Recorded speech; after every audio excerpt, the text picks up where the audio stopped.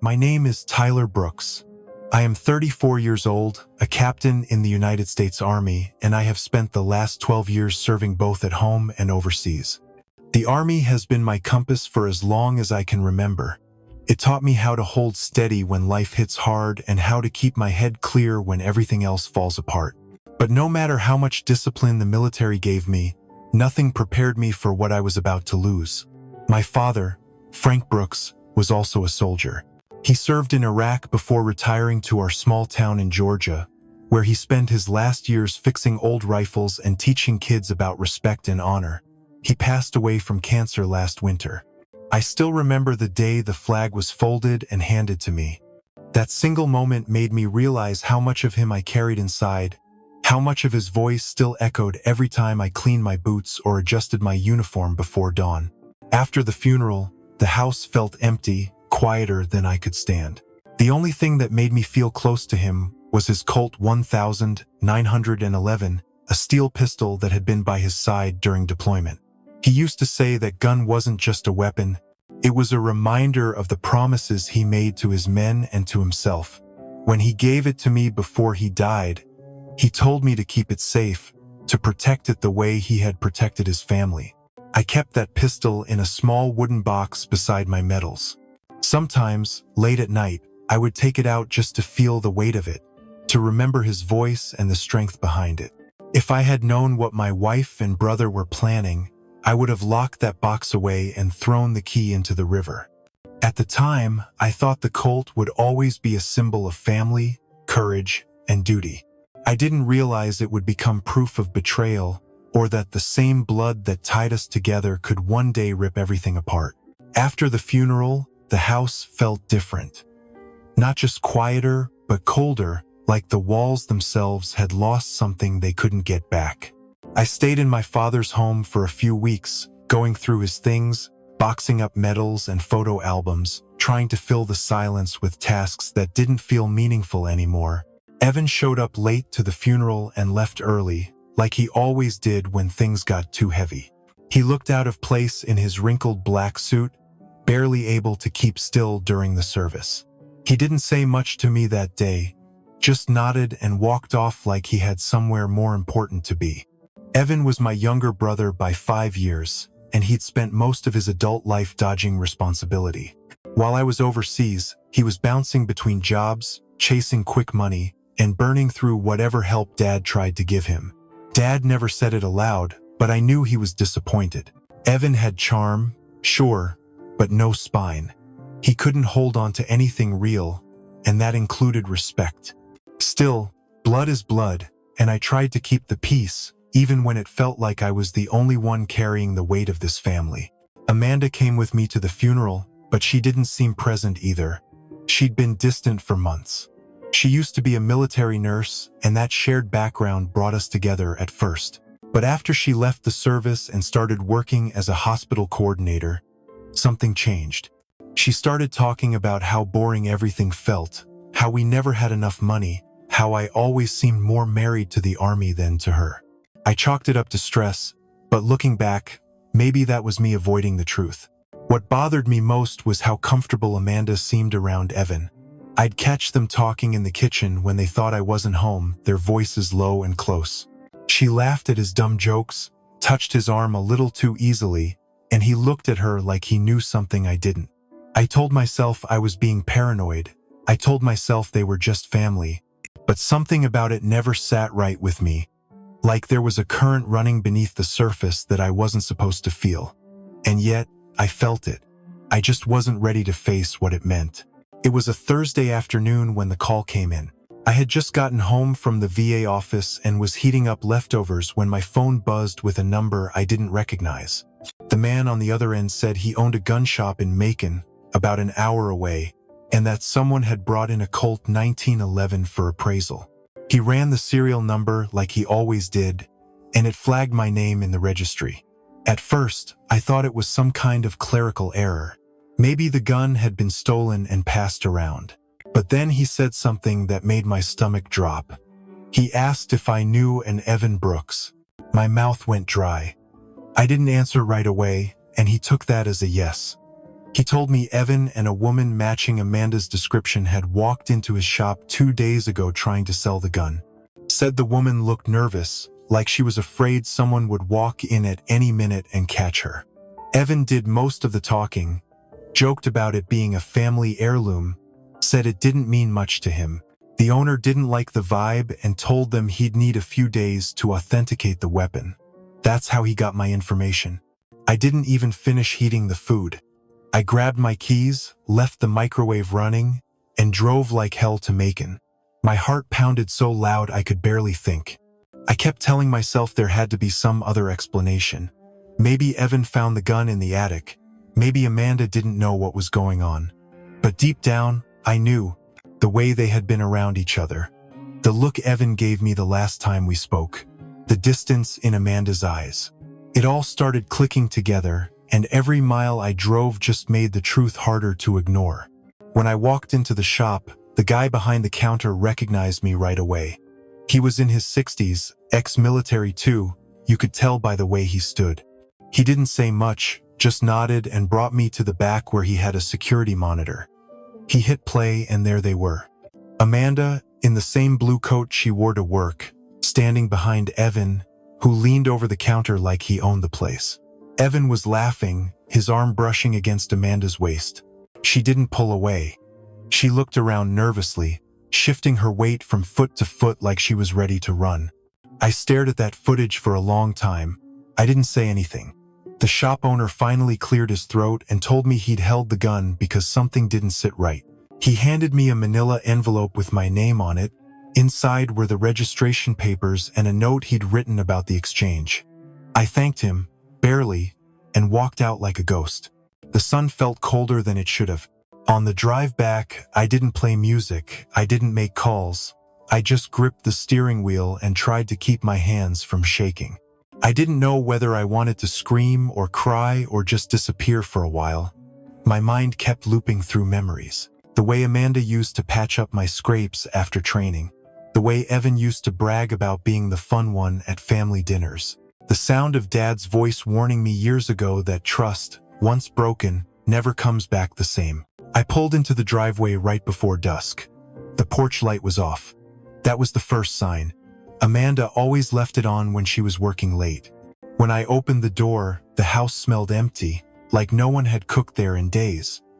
Her shoes were gone from the rack. The coffee mug she always left by the sink was missing. There was no music playing, no light chatter from the TV. Just silence. Cold, sharp silence. On the kitchen table sat a single sheet of paper. No envelope, no explanation. Just her name signed at the bottom of a divorce filing. She didn't write a note, didn't leave a message, didn't even bother to text. She just left. I stood there, not moving, for what felt like an hour. I didn't pick up the paper. I didn't cry. I didn't even curse. Something inside me just shut down. Like a fuse blown in a house that used to be warm. I walked to the bedroom and opened the drawer where I kept the wooden box. Empty, of course. The lining still smelled like the gun oil Dad used. I sat on the edge of the bed and stared at the wall, my ears ringing. That gun was supposed to be a symbol of my father's courage, of what it meant to fight for something greater than yourself. But now it had become a pawn in some twisted betrayal. I couldn't wrap my head around how easily they took it, how quickly they discarded what it stood for. And that's when it hit me. This wasn't just about a stolen gun. It was about everything it represented. Family, loyalty, honor, all of it, taken from me without warning, without apology. I had spent my life defending those values, and now, the people I trusted most had shattered them like they meant nothing at all. The gun shop owner handed me the Colt in a padded case, along with the documents. I didn't open it right away. I waited until I got home, sat at the kitchen table where Amanda had left the divorce papers, and stared at that case for a long time. When I finally opened it, the gun looked exactly the same. The finish was still worn along the edges. The weight still carried something deeper than metal, but it didn't feel like mine anymore. It felt like a relic, like something that had belonged to a man who lived by a code the world had already forgotten. I started wiping it down out of habit. It was something my dad taught me early. Respect the weapon, care for it, because it might one day save your life. As I was checking the grip screws, I noticed one felt loose. Not broken, just not seated all the way in. I grabbed a small tool and unscrewed it. The panel slid free, and inside, folded tight and tucked under a strip of tape, was a piece of yellowed paper. I knew his handwriting before I even unfolded it. That sharp, slanted script I'd seen on birthday cards, field manuals, sticky notes stuck to the fridge. My hands shook as I opened it. At the top, in big letters, he'd written my name. Just that. No salutation, no fluff, just the facts, the way he always preferred. He wrote that he'd known something wasn't right with Evan for a long time, said he first noticed it while Mom was still alive. The missing checks, the strange charges on her account, the excuses Evan made when confronted. But she loved Evan too much. And Dad couldn't bring himself to ruin what little peace she had left in her final years. So he kept quiet, let it go, chose silence over conflict because that's what she would have wanted. After she passed, he started keeping records. Small things at first. Phone numbers, bank statements, Evan's name tied to shady businesses that dissolved just as quickly as they formed. He knew confronting Evan wouldn't change anything. Evan would lie. Amanda might even cover for him. And by then, Dad was already sick. Too tired to fight a battle he wasn't sure he could finish. The last line hit me the hardest. He wrote, "If you're reading this, I didn't get to finish what I started, so now it's yours to decide what to do with the truth." My chest felt tight, like the air had thickened around me. I folded the paper slowly and just sat there, holding the grip panel in one hand and the letter in the other. I felt like a soldier being handed a mission too heavy to carry. But this wasn't war, this was family, and there were no orders, no chain of command.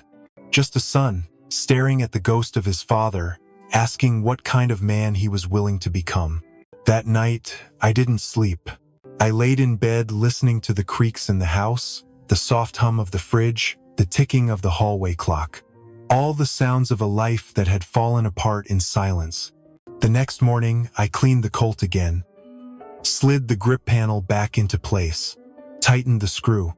It clicked softly, like it had locked something into my chest. I wasn't just holding a weapon.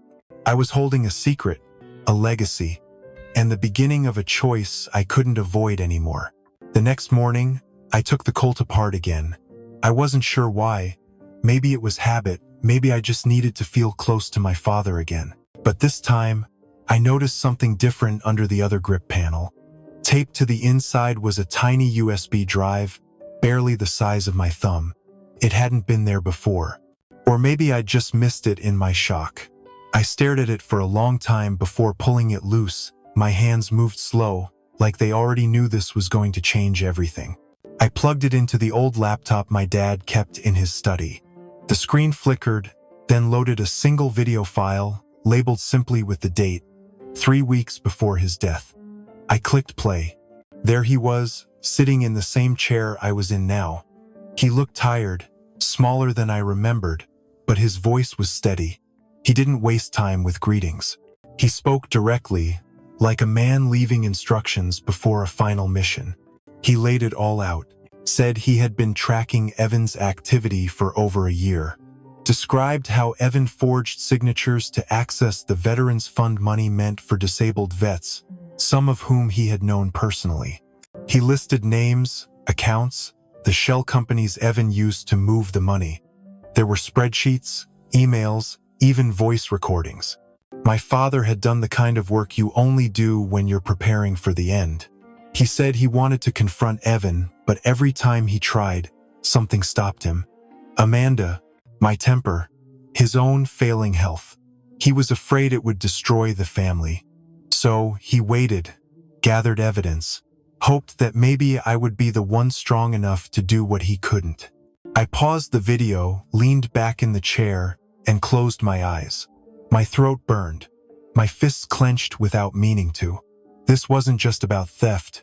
It was betrayal on a level I hadn't dared to imagine. And not just Evan's. Amanda had been complicit. Her signature showed up on one of the documents. My own wife had helped my brother steal from men who had bled for this country. I spent the rest of the day reviewing everything. Watching, reading, listening. Dad had left it all. A perfect trail. Enough to bury Evan for good. Enough to clear any doubt. By nightfall, I knew what I had to do, but knowing didn't make it easier. This wasn't combat. This was family. The same kid I used to push on a swing. The same woman I once believed I'd grow old with. Turning them in felt like betraying blood. But staying silent felt worse. It felt like spitting on my father's grave. I sat on the porch until the sky turned black. Thought about what Dad would do if the roles were reversed. I could hear his voice in my head, calm and firm. Do the right thing, even when it hurts. Especially when it hurts. That's what separates men from cowards. I looked down at the drive in my hand. It didn't feel like a weapon, but I knew it carried just as much power. The next morning, I called the Office of Special Investigations. Told them I had evidence tied to a federal fraud case. They took my statement, asked for the documents, said they'd be in touch. I emailed them the contents of the drive that afternoon. Then I sat in the kitchen, staring at nothing, feeling the weight of what I'd done. There was no relief, no closure, just a quiet ache in the center of my chest, like I'd just lost something I couldn't name. But I knew I'd done the right thing. I just didn't know if it would ever stop hurting. The investigation moved faster than I expected. Within a month, Evan was indicted on multiple counts of fraud, forgery, and theft of federal funds. The evidence was airtight. They traced the stolen money, the fake signatures, and the bank accounts that led straight to him. I didn't attend the trial. I didn't need to hear him lie under oath or watch him try to charm a courtroom like he'd done his whole life. The headlines were enough. Amanda's name came up once, then quietly disappeared. I assumed she cut a deal, or maybe she just ran. Either way, she was gone. A few weeks later, I got a letter in the mail. No return address, but I knew the handwriting. Amanda. It was short. She said she was sorry. Said she never meant to fall out of love, but it happened slowly, and she didn't know how to stop it. Said Evan made her feel alive again, like she mattered. She said she regretted everything, but mostly the silence. I folded the letter and burned it in the fireplace, not out of anger, just finality. I didn't need her words. I had already made peace with the silence. My orders came through not long after. Reassignment, deployment, a new unit, a new command. 12 years in, and the Army still knew how to move you just when you needed it. I spent my last night in that house packing the bare essentials. The walls were empty now, the pictures all boxed up. I kept only one thing close. That Colt 1911. Before I tucked it into the case, I sat with it one last time. It didn't feel heavy anymore. The steel was still cold, still worn, but now it felt like something else. Like closure, like truth. My father's voice echoed in my mind again, steady and calm. Do the right thing, even when it hurts. I ran my hand over the grip, knowing the letter had once been hidden there, knowing what it had pushed me to do. This gun was no longer a symbol of loss. It was a symbol of who I chose to be. When I left town that morning, I didn't look back. Not because I was running, but because there was nothing left that needed my attention. The pain had been sharp, but it didn't define me. What I carried now wasn't anger. It was purpose, honor, a sense that even in betrayal, there is still a path to redemption if you hold the line. As I stepped onto the transport, I whispered to myself the words my father once told me when he handed me the Colt for the first time. Protect this not because it's a weapon, but because it reminds you who you are. I wasn't just a soldier, I was my father's son, and I was ready to carry that truth wherever the road led next.